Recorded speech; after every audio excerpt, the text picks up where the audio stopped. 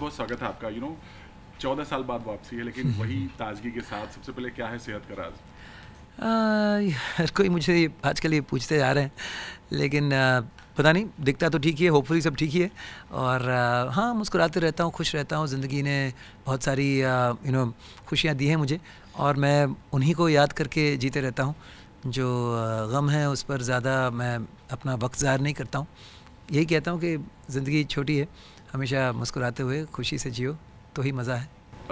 मीका के स्वयंवर में आने का सबसे पहला कारण जब आपको बोला गया, कैसे क्या हुआ कि आपको लगा कि नहीं, मुझे करना ही ये वाला?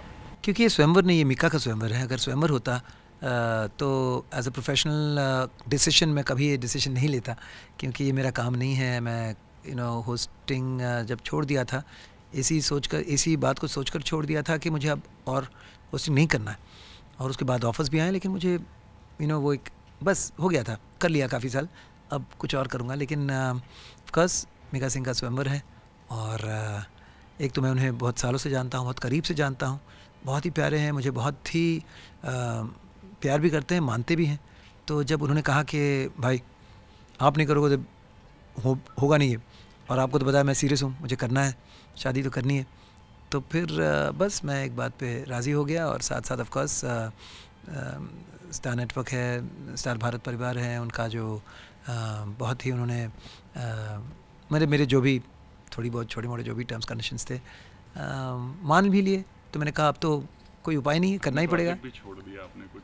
हाँ हाँ, नहीं वो तो ठीक है, जब आप कोई एक चीज़ लेंगे तो कुछ चीज़ें आपको छोड़नी ही पड़ेंगी। एक हमारा जो मज़दूर वाला काम है ना, ऐसा नहीं है कि आप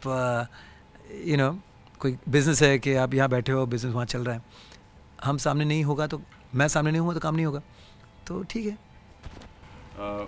मीका की बात करें, बार बार कहते हैं कि भाभी जैसी ही लड़की चाहिए मुझे, बार बार वो कहते हैं, और अब आज तो बहुत सारी बातें कह दी उन्होंने। तो नहीं, ये जो बातें हैं ये अब से नहीं, उसलिए वरना अभी कहते तो मैं थोड़ा शॉक्ड हो जाता लेकिन ये लगभग अभी मेरी शादी को 21 साल हुए हैं, तो पहले ही दिन से ही बात कहते आ रहे हैं, यार ये वो यार आपको ही कितना संभाल लेती है, ये नहीं होती तो पता नहीं आपका क्या होता। और बात भी सही है, क्योंकि मैं उतना मतलब बहाव में बह जाता हूँ, और बीवी लगाम पकड़ के रखी हैं ठीक से, और सही सही ये अब तक ज़िंदगी अच्छी चली है। सो हाँ, कहीं ना कहीं I take it as a complement.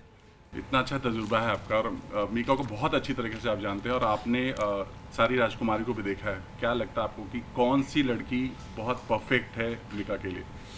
देखिए, मेरे मन में एक नहीं, एटलीस्ट तीन ऐसे नाम हैं, लेकिन चूँकि मैं होस्ट हूँ और ये स्वयंवर काफ़ी हद तक रचा रहा हूँ, तो I have to be fair to everyone. और एक बात तो ये है कि देखिए, दिल का मामला है, तो ये जिसको ये डिसीजन लेना है वही सबसे बेहतर समझ सकते हैं कि कहाँ वो कहते हैं ना घंटी बजी या नहीं बजी। तो हम तो लॉजिकली या फिर उस तरह से सोच सकते हैं, प्रैग्मेटिकली सोच सकते हैं कि हाँ ये सही होगी, ऐसा होना चाहिए, लेकिन वो क्या चाहते हैं और फिर दिल कब किस पर आकर्षित होता है, ये तो कहना मुश्किल है। स्वयंवर की बात करें, इससे पहले के जितने भी स्वयंवर हुए हैं बहुत सक्सेसफुल नहीं हो रहे हैं। मतलब बहुत लोगों की शादी भी नहीं हुई, बहुत लोगों ने किया तो वो बहुत अच्छी नहीं चली।